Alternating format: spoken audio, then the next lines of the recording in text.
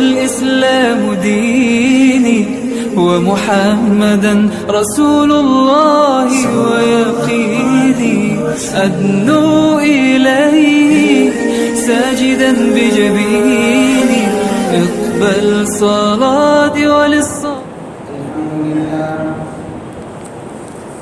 الحمد لله نحمده ونستعينه ونستغفره ونؤمن به ونتوكل عليه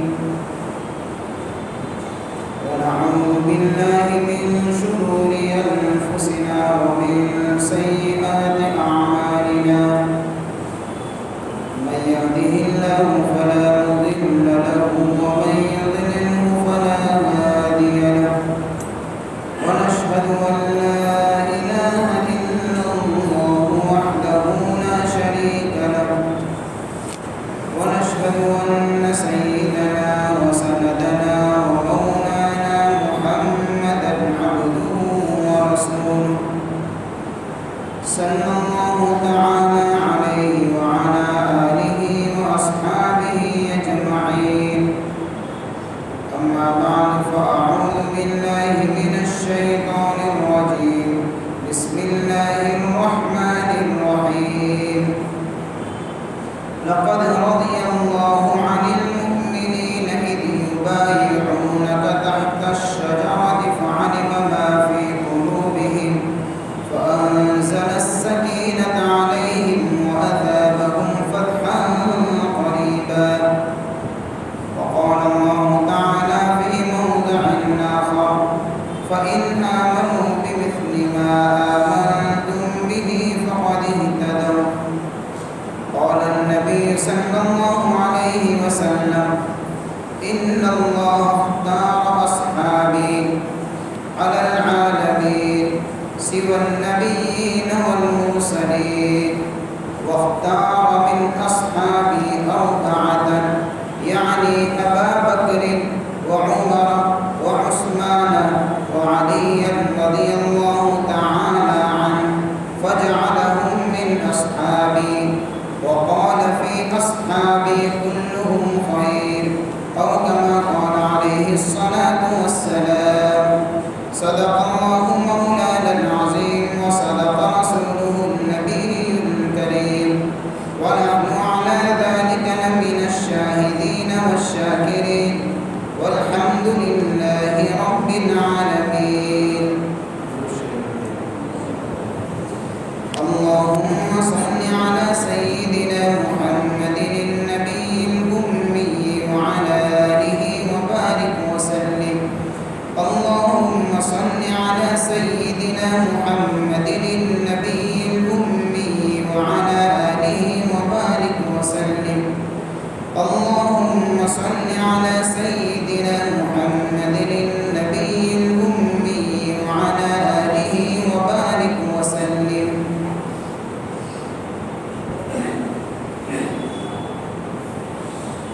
قابل قدر محترم دوستوں اور بزرگوں،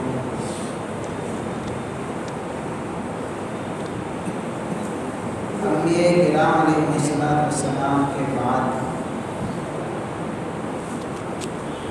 اس روئے زمین پر سب سے زیادہ پاکیزہ اور مقدس اگر کوئی جماعت ہے تو صحابہ ہے۔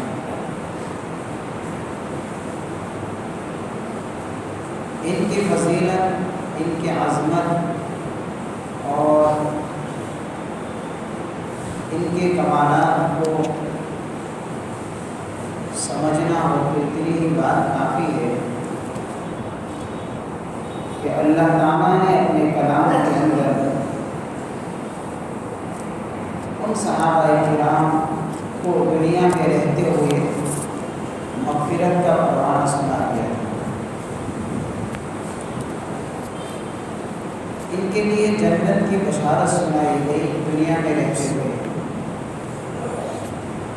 اور اللہ نے اپنی رضا کا اعلان کر دیا۔ اس لیے ان عظیم ہستیوں کے ساتھ میں محبت رکھنا اور ان کی عظمتوں کو دلوں کے اندر بٹھانا، یہ ہمارے ایمان کا ایک حصہ ہے۔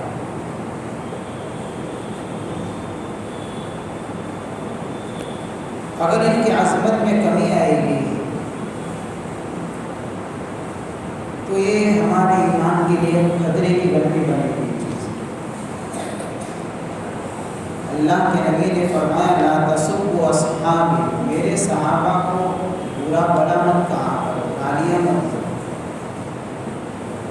ان کے اوپر ناپاک جملے نہ کسا کرو، اپنی مرضی جو پڑے اس طریقے سے بکواس نہ کیا کرو۔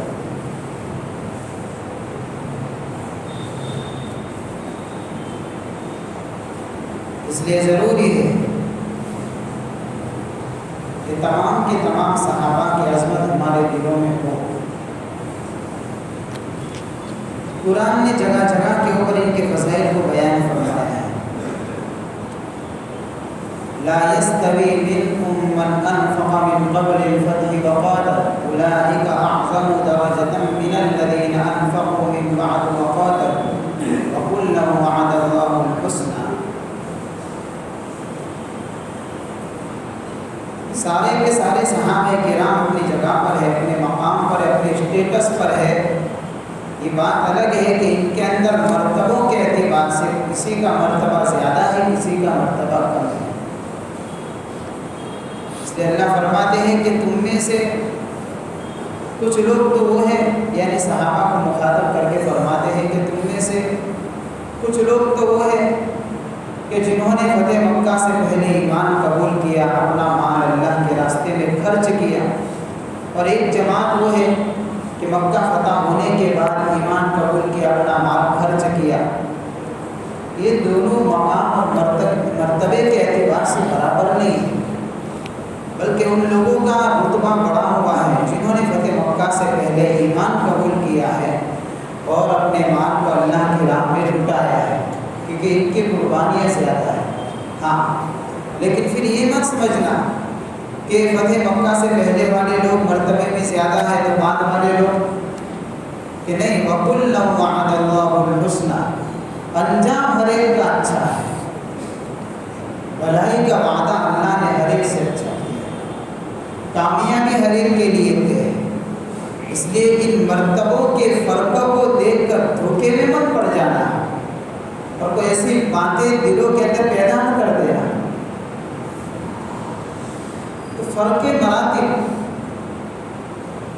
رفعت اور عظمت کے اعتبار سے کسی کے کمالات زیادہ ہیں، کسی کے کمالات کم ہیں، یہ ضرور ہے، لیکن سارے کے سارے صحابہ کرام، اللہ کے نبی نے فرمایا تم اگر احد پہاڑ کے برابر سونا خرچ کر دو، تم میں سے ہو یعنی ہم میں سے ہو، ہم میں سے نہیں، قیامت تک آنے والی پوری انسانیت میں سے کوئی بھی، چاہے کوئی بزرگ ہو، کوئی ولی ہو، کوئی کتب ہو، کوئی ابدال ہو، ولایت کا جتنا بھی بڑا مقام اور مرتبہ اس کو حاصل ہو، وہ احد پہاڑ کے برابر سونا خرچ کر دے۔ اور میرے صحابہ نے جو چھوٹی سی معمولی چیز اللہ کے راہ میں خرچ کی ہے، یہ تمہارا خرچ کیا ہوا سونا یہ صحابہ کی خرچ کی ہوئی چھوٹی چیز کا مقابلہ نہیں کر سکتی۔ فرق مراتب ان کے رتبوں کا لحاظ ان کے آپس میں ہے، ہمارے اعتبار سے تو بہت اونچے ہیں۔ اس لیے ان کی عظمتوں کو دلوں میں بٹھانا، اس لیے تو اللہ کے نبی نے فرمایا ان اللہ اختار اصحابی علی العالمین سوى النبیین والمرسلین، روایت ہے اللہ نے میرے صحابہ کو چنا ہے، ان کو شرف صحابیت سے نوازا ہے۔ یہ ولایت کا سب سے بڑا مقام ہے، صحابی بننا۔ جتنے بھی ولایت کے درجات ہیں، ایک صحابی ہونا ہے، صدیق ہونا ہے، غوث ہونا ہے، کتب ہونا ہے، ابدال ہونا ہے، یہ سارے ولایت کے مقام ہے۔ جو صحابی ہے وہ صدیق بھی ہوگا، وہ غوث بھی ہوگا، وہ کتب بھی ہوگا، وہ ابدال بھی ہوگا، اس لیے کہ ولایت کا سب سے اونچا مقام جب اس کے پاس ہے تو ولایت کے سارے نیچے مقام وہ اپنے اندر لیے ہوئے ہوگا۔ میرے صحابہ کو چنا ہے اللہ نے، صحابہ بنے ہیں، بڑے قربانیوں کے بعد بنے ہیں، اس اسٹیٹس کو، اس مقام کو، اس عظمت کو انہوں نے حاصل کیا ہے کافی ظلم و ستم کا نشانہ بننے کے بعد حاصل کیا ہے۔ آگے اللہ کے نبی نے فرمایا ان اللہ اختار اصحابی علی العالم، پوری کائنات کے اندر سے اللہ نے ان کو چنا ہے، پوری دنیا میں انبیاء اور پیغمبروں کے بعد۔ انبیاء کا رتبہ، پیغمبروں کا رتبہ ان سے بڑا ہے، باقی نبیوں کے بعد، پیغمبروں کے بعد اگر کسی کا مقام اور مرتبہ ہے تو پھر صحابہ۔ وَاخْتَارَ مِنْ أَصْحَابِ أَرْبَعَةً، اور پھر اس میں سے 4 کو الگ سے چوائس کیا ہے اللہ نے۔ وہ 4 کون ہیں؟ ابو بکر، عمر، عثمان، علی رضی اللہ تعالی عنہ۔ ان 4 کو پھر الگ سے چوائس کیا۔ یہ سارے صحابہ کے 4 سب سے افضل ہیں۔ وَقَالَ فِي أَصْحَابِ كُلُّهُمْ خَيْرٌ، ہاں لیکن ایک بات یاد رکھنا، اللہ کے نبی فرماتے ہیں کہ میرے صحابہ سارے کے سارے بھلائی والے ہیں، اس کو یاد رکھنا۔ اس لیے میرے بھائی، صحابہ کی عظمتوں کو دلوں کے اندر بٹھانا، میں نے کہا کہ یہ ہمارے ایمان کا حصہ ہے۔ ہم کو جو دین پہنچا ہے، ہم تک جو شریعت پہنچی ہے، ہم تک جو قرآن پہنچا ہے، ہم تک جو احادیث کا ذخیرہ پہنچا ہے، ہم تک جو نبی کی زندگی پہنچی ہے، یہ امانت داری کے ساتھ پہنچانے والی سب سے اولین اگر کوئی جماعت ہے تو وہ صحابہ کی ہے۔ اگر ان کے اوپر زبان درازی کی جائے گی، ان کی عظمتوں کو پامال کیا جائے گا، تو دین کی باتوں کا احترام دلوں میں سے نکل جائے گا۔ بہت بڑا وسیلہ ہے جس کے ذریعے سے، صحابہ کے ذریعے سے ہم کو دین ملا ہے۔ ان صحابہ میں سے 4 صحابی بڑے مقدس ہے جو میں نے آپ کے سامنے نام لیے۔ ان کے اندر بھی فرق مراتب ہے۔ سب سے اونچے صحابی صدیق اکبر ہے، پھر عمر فاروق ہے، پھر عثمان غنی ہے، پھر علی المرتضیٰ رضی اللہ تعالی عنہ ہے۔ لیکن میں آپ کے سامنے حضرت عثمان غنی رضی اللہ تعالیٰ عنہ کی زندگی کے بارے میں کچھ بات آپ کے سامنے رکھنا چاہتا ہوں۔ اس لیے رکھنا چاہتا ہوں کہ ذی الحج کا مہینہ ہے، اب اسلامی نیا سال شروع ہوگا محرم الحرام سے۔ اس مہینے کے اندر بھی قربانی ہے، اور اسلام کے سال کا جو آغاز ہوتا ہے اس میں بھی قربانی ہے۔ یہاں باپ اور بیٹے یعنی نبی نے قربانی دی ہے، اور محرم کے اندر نواسہ رسول اور خاندان رسول نے قربانی دی ہے۔ تو ہماری تو سال کی ابتدا بھی قربانی ہے، سال کی انتہا بھی قربانی ہے۔ ہیپی نیو ایئر نہیں ہے کہ پتہ نہیں آیا کہاں سے ہے۔ اس کے اندر یہ نہیں ہے، ہماری تو ابتدا اور انتہا قربانی ہے۔ پتہ چلا کہ بیچ میں بھی قربانی ہوگی تو زندگی کامیاب ہوگی۔ پوری تعلیم قربانی سے بھری پڑی ہے۔ لیکن عام طور پر ذی الحج کے مہینے میں حضرت ابراہیم اور حضرت اسماعیل کی قربانی کے واقعے کو یاد تو کیا جاتا ہے، اور یہ واقعہ مشہور بھی ہے۔ لیکن اسی مہینے میں ایک عظیم شہادت کا واقعہ پیش آیا ہے جس کو اکثر یاد نہیں کیا جاتا، اور ہو سکتا ہے ہمارے بہت سارے بھائیوں کے علم میں بھی نہ ہو سکتا ہے ایسا۔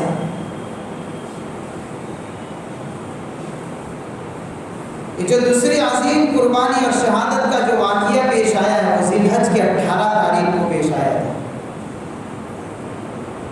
وہ حضرت عثمان غنی رضی اللہ تعالیٰ عنہ ہے جن کو اسی مہینے میں شہید کیا گیا تھا۔ وہ حامل قرآن ہے، حافظ قرآن ہے، جامع قرآن ہے، ناشر قرآن ہے، کامل الحیاء والایمان ہے، وہ ذو النورین ہے، وہ ذی الہجرتین ہے، بڑے بڑے کمالات کے مالک ہیں۔ وہ خلیفہ ثالث ہے، داماد رسول ہے۔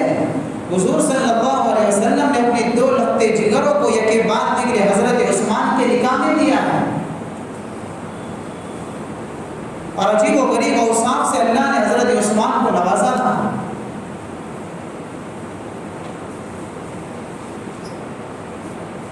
ذو النورین اسی لیے تو کہا جاتا ہے کہ ان کے نکاح کے اندر دو نور تھے. وہ دو نور کیا ہے؟ وہ نبی کے دو لختے جگر. پہلے حضرت رقیہ کا نکاح ہوا. حضرت رقیہ کا پہلا نکاح تو ہوا تھا ابو لہب کے لڑکے کے ساتھ میں، عتبہ کے ساتھ میں. میں نے اتوار کی تفسیر میں بتایا تھا کہ جب اللہ کے نبی نے اسلام کی دعوت دینا شروع کیا تو یہ بھی مخالفت میں بڑھ چڑھ کر اس نے حصہ لیا اور اس نے اپنے بیٹے عتبہ پر دباؤ ڈالا. اور دوسری بیٹی ام کلثوم کا نکاح قتیبہ سے ہوا تھا، یہ بھی ابو لہب کا لڑکا تھا. ان دونوں بیٹوں پر اس نے دباؤ ڈالا کہ ان کی دونوں بیٹیوں کو طلاق دے دو ورنہ میرا تمہارا باپ اور بیٹے کا رشتہ ختم. اس کے بیٹے بھی کندھے سے کندھے ملا کر ابو لہب کے ساتھ میں کھڑے تھے. نبی کی دو بیٹیوں کو ایک ساتھ میں طلاق ہوئی. اس کے بعد حضرت رقیہ کا نکاح پہلے ہوا حضرت عثمان سے. حضرت رقیہ کا انتقال ہو گیا، پھر بعد میں حضرت ام کلثوم کا نکاح ہوا. یہ ذوالنورین. حضرت صدیق اکبر رضی اللہ تعالیٰ عنہ کی دعوت کے اوپر انہوں نے ایمان قبول کیا. بڑے پاکیزہ صفت تھے. زمانہ جاہلیت سے ان کی زندگی کے اندر عفت اور پاک دامنی موجود تھی. کبھی شراب کو ہاتھ نہیں لگایا تھا، کبھی بت کے سامنے سجدہ نہیں کیا تھا. اخلاق کے اندر نرمی تھی، سوچ پازیٹیو اور مثبت تھی. جب مکہ کے اندر توحید کی صدا گونجنے لگی تو ان کے کانوں تک بھی توحید کی آواز پہنچی تھی صدیق اکبر کے ذریعے سے. حضرت ابوبکر صدیق رضی اللہ تعالیٰ عنہ نے سمجھایا، ایمان سمجھایا، دین سمجھایا، نبی کا لایا ہوا پیغام سنایا. لیکن چونکہ طبیعت پہلے سے ہی پاکیزہ تھی، فوراً اثر قبول کر لیا اور تیار ہو گئے کہ ہم نبی کی خدمت میں جا کر ایمان قبول کریں گے. اس وقت حضرت عثمان غنی رضی اللہ تعالیٰ عنہ کی عمر 34 سال تھی. شروع میں اسلام قبول کرنے والوں میں ان کا شمار ہے. یہ عشرہ مبشرہ میں ہے جن 10 صحابہ کو اللہ کے نبی نے جیتے جی ایک ہی مجلس کے اندر جنت کی بشارت سنائی ہے. وہ جانے کی تیاری کر رہے تھے، حضور پاک صلی اللہ علیہ وسلم خود تشریف لے آئے اور حضرت عثمان سے کہا کہ عثمان اللہ کی جنت کو قبول کر، میں تیری اور مخلوق کی ہدایت کے لیے مجھے بھیجا گیا ہے. حضرت عثمان فرماتے پتہ نہیں نبی کے زبان مبارک سے نکلنے والے ان دو جملوں میں کیا طاقت رکھی تھی میں سمجھ نہیں سکا، لیکن جیسے ہی نبی نے دو جملے بالکل سادہ انداز میں کہے میرا دل کچھ ایسا پگھلا کہ فوراً زبان سے بے اختیار کلمہ جاری ہو گیا اور میں نے نبی کے ہاتھ پر ہاتھ رکھ کر اسلام سے اپنے آپ کو واقف کرایا. لیکن اس زمانے میں مومن ہونا، مسلمان ہونا آسان نہیں تھا. اس لیے میں نے کہا صحابی بننا آسان نہیں تھا. ہاں، جتنا بڑا مقام ہے اتنی بڑی قربانیاں تھیں. ظلم و ستم کا نشانہ بننا پڑا. اپنوں نے بھی مارا، غیروں نے بھی مارا اور باندھ کر برابر ظلم کے یعنی پہاڑ توڑے گئے. اتنا پریشان کیا، اتنی تکلیفیں پہنچائی. آخر حضرت عثمان غنی رضی اللہ تعالیٰ ان کے ظلم و ستم سے پریشان ہو کر اللہ کے نبی کے حکم سے ہجرت کا ارادہ فرمایا. پہلی ہجرت حبشہ کے لیے حضرت رقیہ کے ساتھ میں. ان کو ذو الہجرتین بھی کہا جاتا ہے، 2 ہجرت والے. یہ پہلی ہجرت ان کے حبشہ کی طرف ہوئی. حضور کے ارشاد پر انہوں نے حبشہ کی ہجرت کی. وہاں پہنچے، وہاں رہ رہے تھے. کسی نے کہا کہ مکہ والوں نے ایمان قبول کر دیا ہے، سارے لوگ مسلمان ہو گئے.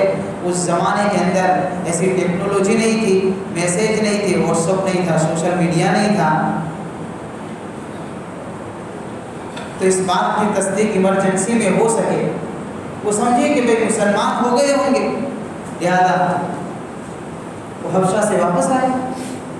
حضرت عثمان کے ساتھ میں دوسرے بھی صحابہ تھے جنہوں نے حبشہ کی ہجرت کی.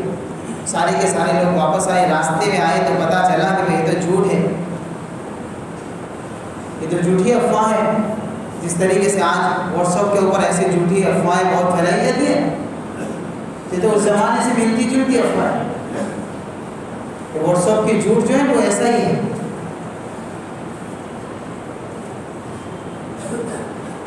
تو جو دوسرے صحابہ تھے حبشہ سے واپس ہوئے تھے وہ وہیں سے ریٹرن ہو گئے، ہم کو تو نہیں آنا. حضرت عثمان نے کہا کہ ہم جائیں گے مکہ.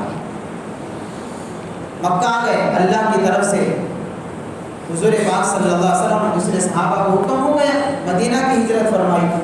تو حبشہ کی بھی ہجرت ہوئی، مدینہ کی بھی ہجرت ہوئی. بڑے حلیم اور بردبار تھے. ان کی زندگی کے قیمتی لمحات کو انہوں نے حضور کے پیچھے لگایا تھا. اللہ نے امیری سے اور فیاضی سے بھی نوازا تھا. صرف امیر نہیں کہ فیاض بھی تھے. امیر مالدار کو کہیں گے، فیاض سخی کو کہیں گے. مالداری کمال نہیں ہے، فیاضی یہ خوبی ہے. بہت سی مرتبہ انسان کے پاس مالداری تو ہوتی ہے لیکن اس مالداری کے ساتھ میں بخل ہوتا ہے. یہ اپنا مال دوسروں پر تو کیا خرچ کرے، اپنے اوپر بھی خرچ کرنے میں انسان سوچا کرتا ہے. ہاں، اس لیے اللہ کے نبی نے دعا سکھائی، اللہم انی اعوذ بک من الغنی. اللہ میں ایسے مالداری سے پناہ چاہتا ہوں جو سرکشی پیدا کرے. مجھے ایسی مالداری نہیں چاہیے. تو حضرت عثمان غنی رضی اللہ تعالیٰ عنہ مالدار تھے، صاحب مال تھے، ساتھ میں فیاض بھی تھے، بڑے دل والے تھے. اللہ نے نوازا تھا. جان کی قربانی بھی تھی، مال کی قربانی بھی تھی. مدینہ میں پہنچ کر دیکھا مدینہ والوں کو پانی پینے کی تکلیف اور تنگی ہے، میٹھا پانی نہیں ہے. ایک یہودی کے پاس کنواں تھا، بیر روما جس کو کہا جاتا تھا، روما اس کنویں کا نام تھا. باقی کوئی جگہ پر میٹھا پانی تھا نہیں. حضرت عثمان نے سوچا کہ اس یہودی سے خرید کر میں لوگوں کے لیے وقف کر دوں. لہٰذا جب سودا کرنے کے لیے گئے تو یہودی نے دیا نہیں. تو پھر سودا ہوتے ہوتے اس بات پر یعنی کہ بات طے ہوئی کہ بھائی 50% تیرا، 50% میرا. تقریباً 12,000 درہم اس زمانے کے اندر اس کنویں کا سودا ہوا تھا. اور معاملہ اس طریقے سے طے ہوا، ایک دن تیرے اور ایک دن میرا. یعنی ایک دن تو پانی بھرے گا اور تجھے تیرے پانی سے جو کام لینا وہ لے سکتا ہے، اس میں میرا حق نہیں. اور جس دن میری گاڑی اس میں تیرا حق نہیں، میری مرضی میں اپنا پانی چوری کروں. 50% کنواں خرید کر حضرت عثمان نے اعلان کر دیا مدینہ والوں میں کہ جس دن عثمان کی باری اس دن پیسوں سے پانی نہیں ملے گا، مفت ملے گا. چونکہ یہودی پیسوں سے پانی دیتا تھا، اب پینے کے لیے آدمی کچھ تو کرے گا نا، پینے کا پانی ہی نہیں ہے دوسرا، یہ پیسوں سے دے رہا ہے. حضرت عثمان نے اعلان کر دیا کہ جس دن میری باری اس دن مفت میں لے جاؤ پانی. تو حضرت عثمان کی باری کے دن لوگ آتے تھے اور 2-2 3-3 دن کا اسٹاک کر کے پانی لے جایا کرتے تھے. یہودی نے سوچا کہ اپنا دھندا چوپٹ ہو گیا، باقی 50% میں اس نے بیچ دیا حضرت عثمان کو اور پورا کنواں حضرت عثمان نے وقف کر دیا مدینہ والوں. یہ ان کی سخاوت کی نشانی ہے. اتنا ہی نہیں، مسجد نبوی میں جب نماز پڑھنے کے لیے جگہ تنگ ہو گئی تو مسجد سے قریب ایک زمین کا ایک ٹکڑا تھا، اس زمین کے ٹکڑے کو خرید کر حضرت عثمان نے مسجد نبوی میں دیا، وقف کیا. اس لیے بات یاد رہنی چاہیے کہ مسجد نبوی آج تو بڑی وسیع مسجد ہے لیکن اس میں سے ایک جگہ ضرور ہے جو حضرت عثمان کی ملکیت میں کسی زمانے میں رہی تھی.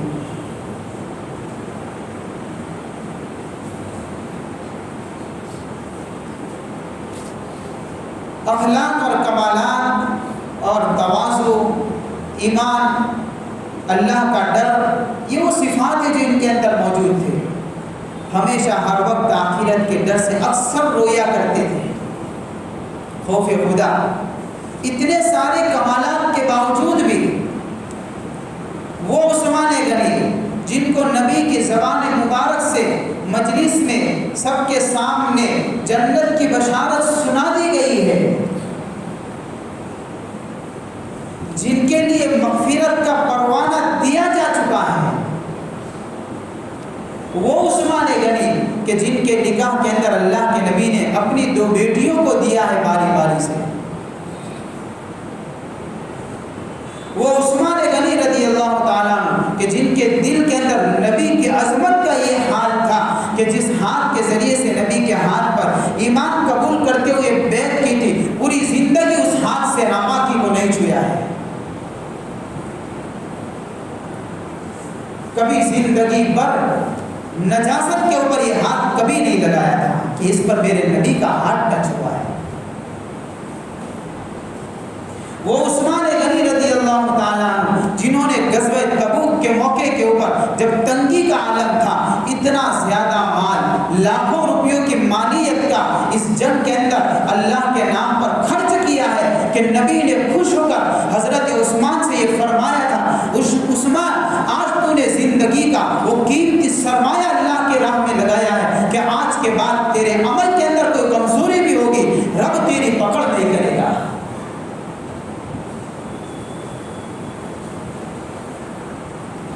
یہ کمالات ہیں، تجھے تیرا کمزور عمل نقصان نہیں پہنچائے گا، تو نے وہ دیا ہے عثمان آج کو جو آج تک کوئی مالدار نہ دے سکے، وہ صرف ایک جنگ کے موقع پر بہت کچھ اٹھایا تھا، لیکن انجام کیا ہوا؟ اتنے سارے کمالات کے باوجود اللہ سے ڈرنے والے خلیفہ ثانی اس قبر کو دیکھتے ہیں روتے ہیں۔ عثمان کیوں رو رہے ہیں؟ کہ پہلی منزل ہے، یہ پہلا زینہ ہے، جس کا بیڑا یہاں سے پار ہوگا اللہ اس کی آخرت کی منزلوں کو پار کرے گا، جس کا قدم یہاں سے پھسلے گا وہ ہر قدم پر پھسلتا چلا جائے گا۔ عثمان اس بات سے ڈر رہا ہے کہیں ایسا نہ ہو کہ میرا پیر پہلی منزل پر پھسل جائے،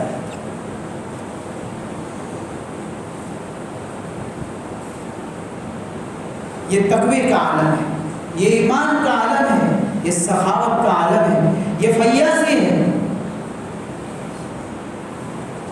لیکن باغیوں نے بڑی بے دردی سے حضرت عثمان کو قتل کیا ہے۔ بڑا لمبا چوڑا واقعہ ہے، میں پورا واقعہ نہیں سنانا چاہتا، میں صرف یہ بتانا چاہتا ہوں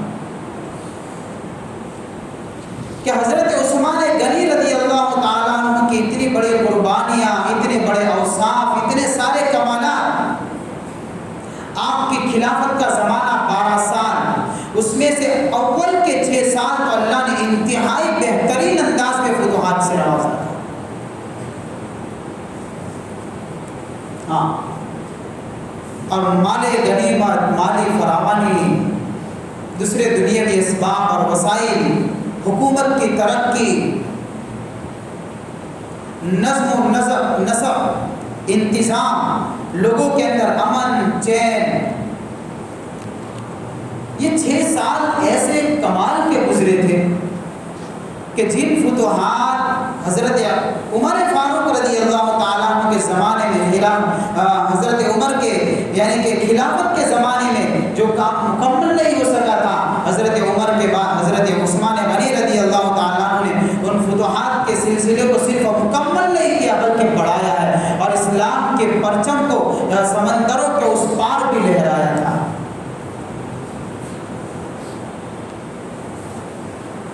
اور پھر اس کے نتیجے میں اللہ نے انتہائی بہترین وسائل سے نوازا تھا، دنیاوی اعتبار سے فراوانی سے نوازا تھا، لیکن مال میں ایک آواز ہوا کرتی ہے، اگر دل ایمان کے نور سے خالی ہو جائے تو مال کے اندر فرعونیت ہوا کرتی ہے۔ مال میں اکڑ ہے، اس میں تکبر ہے، اس میں غرور ہے، اس میں سرکشی اور بغاوت ہے۔ اس مالی فراوانی کو دیکھ کر باغیوں نے بغاوت کر ڈالی، اور حضرت عثمان غنی رضی اللہ تعالیٰ عنہ کی اتنی ساری قربانیاں، اتنے سارے کمالات کو انہوں نے پس پشت ڈال دیا۔ اللہ کے نبی نے واقعی فرمایا ہے لا اخاف علیکم الفقر واخاف علیکم الدنیا، تم پر اس بات کا مجھے ڈر نہیں ہے، اللہ کے نبی فرماتے میری امت کے متعلق مجھے اس بات کا ڈر نہیں ہے کہ لوگ فقر میں چلے جائیں گے، ہاں ڈر اس بات کا ہے کہ ان کو دنیا مل جائے گی تو پھر باغی بن جائیں گے۔ ہاں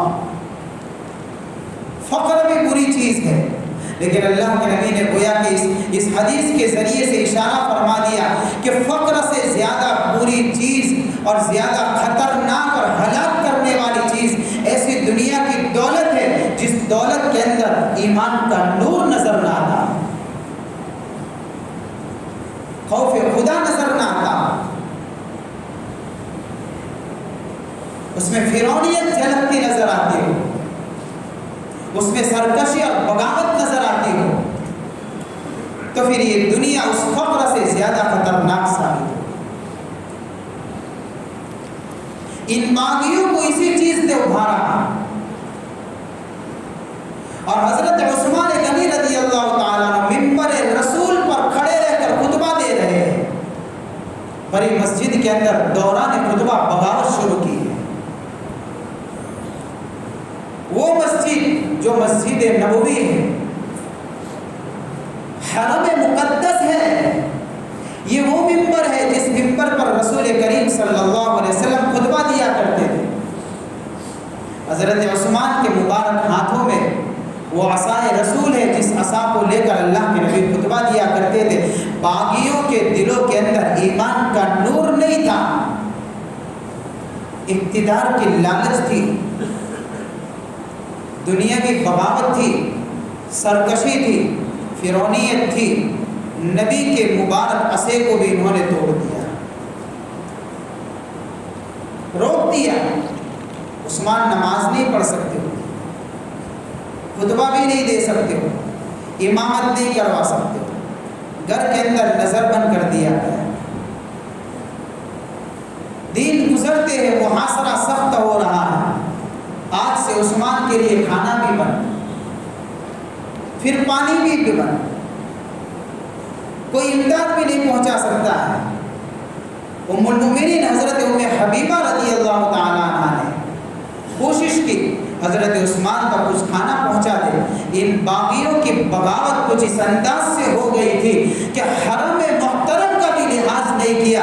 یہ نبی کے ازواج میں سے حضرت ام حبیبہ تھی، ان کا احترام کا پاس و لحاظ نہیں کیا، ان کی شان میں بھی گستاخی کی اور کھانا ریٹرن کیا تک نہیں پہنچانے دیا۔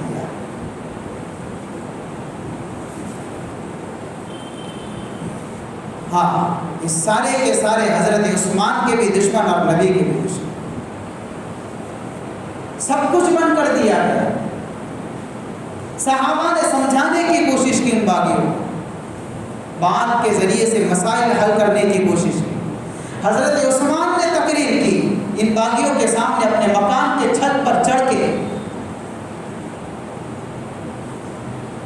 کہ اس بات کو یاد کرو تم جب مسجد نبوی کے اندر جگہ تنگ ہو گئی تھی، نمازیوں کو نماز پڑھنے کی تکلیف ہو رہی تھی، اس وقت اللہ کے نبی نے کہا تھا کہ کون ہے اس مسجد کے لیے زمین کا ایک ٹکڑا خرید کر اور اس سے بہتر جگہ یعنی جنت کے اندر اپنی جگہ بنا لے، کون ہے؟ سنو لوگو، وہ میں ہوں، وہ عثمان ہے جس نے مسجد کے لیے جگہ خرید کر مسجد نبوی کو وقف کی تھی۔ آج تم ایسی بغاوت پر اتر آئے ہو کہ اس مسجد کے اندر مجھے ہی نماز پڑھنے سے روک دیا۔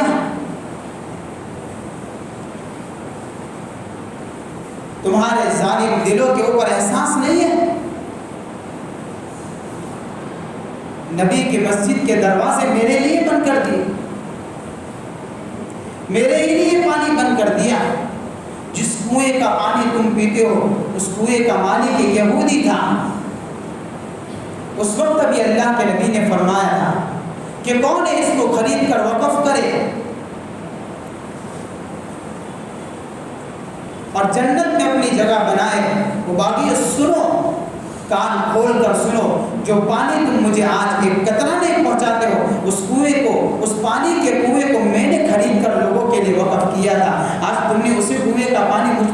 دیا. یاد کرو، اپنے دلوں کو اندھے مت کرو. سمجھاتے حضرت عثمان بڑے درد کے ساتھ میں تقریر فرما رہے. یاد کرو ہیرا پہاڑ پر جب میں حضور کے ساتھ میں موجود تھا، اس پہاڑ پر زلزلہ آیا تھا، لرز اٹھا تھا. اللہ کے نبی نے اس پہاڑ پر اپنا پیر مبارک مار کر اس پہاڑ سے کہا تھا، اے ہیرا تو ٹھہر جا، تجھے پتا نہیں ہے تیرے اوپر ایک نبی موجود ہے، ایک صدیق موجود ہے اور 2 شہید موجود ہیں. اس وقت حضرت حضور صلی اللہ علیہ وسلم کے ساتھ میں تھا، صدیق اکبر تھے، عمر فاروق تھے اور عثمان تھا. تمہارے دلوں میں رحم نام کی چیز نہیں ہے.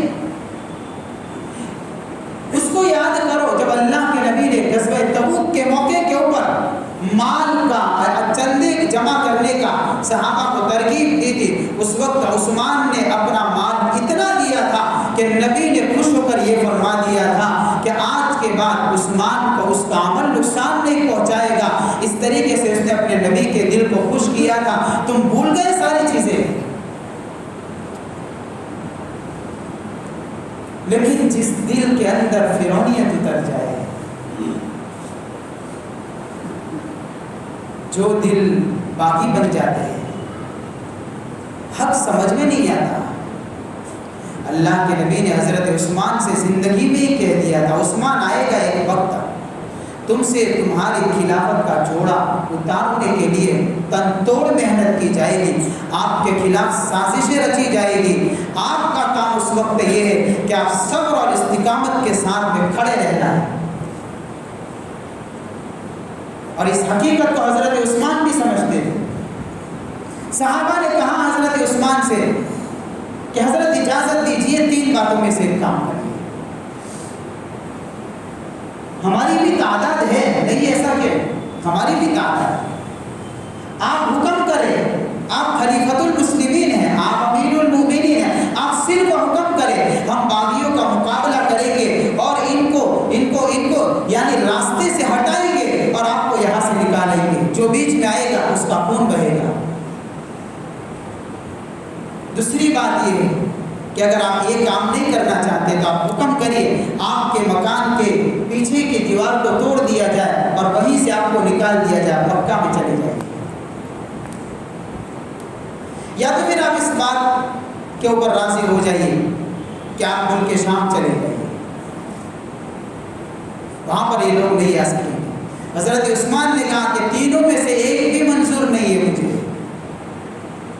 پہلی بات تو اس لیے مجھے منظور نہیں ہے کہ اگر تم مقابلہ کرو گے تو سیرت کے اندر، تاریخ کے اندر امت محمدیہ میں سے سب سے پہلا نام میرا لکھا جائے گا اس عنوان کے ساتھ میں کہ عثمان کے ذریعے سے مسلمانوں کا خون بہا ہے. میں نہیں چاہتا ہوں نبی کے شہر کے اندر میرا نام اس طریقے سے لیا جائے، میں نہیں چاہتا. اور تم نے مکہ جانے کی پیشکش کی، کون گارنٹی لے سکتا ہے کہ یہ لوگ اللہ کے محترم گھر کا احترام کریں گے؟ اس لیے مجھے یہ بھی منظور نہیں ہے کہ میرے ذریعے سے وہاں پر بھی بدامنی کرے. مجھے مکہ المکرمہ میں بھی نہیں جانا ہے اور ملک شام نہیں جانا، اس لیے کہ میرا نبی کا پڑوس مجھے چھوڑنا نہیں ہے. یہ چیزیں میں یہ نہیں چاہتا ہوں کہ میں میرے نبی کے شہر کو چھوڑوں اور اپنے نبی کے پڑوس میں رہتے ہوئے نبی سے دور ہو جاؤں.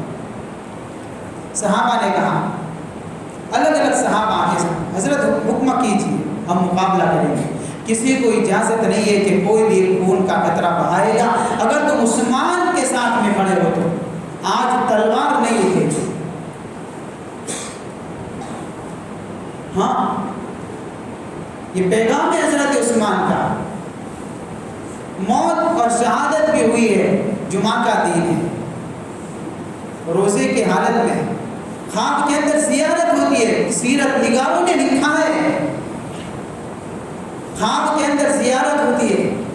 حضور صلی اللہ علیہ وسلم تشریف لاتے ہیں اور آپ کے ساتھ میں حضرت صدیق اکبر اور عمر فاروق آئے ہیں اور حضرت عثمان سے کہا، عثمان جلدی کرو، افطار ہم ساتھ میں کریں گے.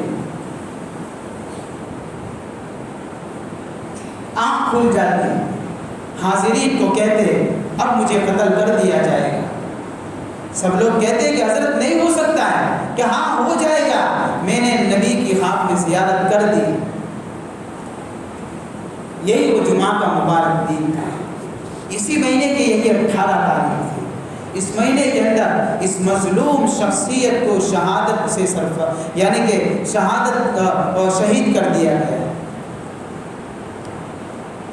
حضرت عثمان کی زندگی اور ان کی زندگی کے یہ لمحات اس بات کا پیغام سناتے ہیں کہ سنو، اگر جان کی بازی لگا کر امن قائم ہوتا ہے تو امن اس طریقے سے بھی قائم کیا جائے گا، اور کسی کی جان لے کر اگر امن قائم ہوتا ہے تو جان لے کر بھی امن قائم کیا جائے گا۔ اس لیے کہ اسلام امن کا پیغام سناتا ہے، فتنہ اور فساد کا پیغام نہیں سناتا۔ حضرت عثمان غنی رضی اللہ تعالیٰ عنہ نے اپنی شہادت کو اسی لیے قبول کیا ہے کہ اگر تلوار اٹھاتے مدینے کے امن کے اندر فساد برپا ہوتا۔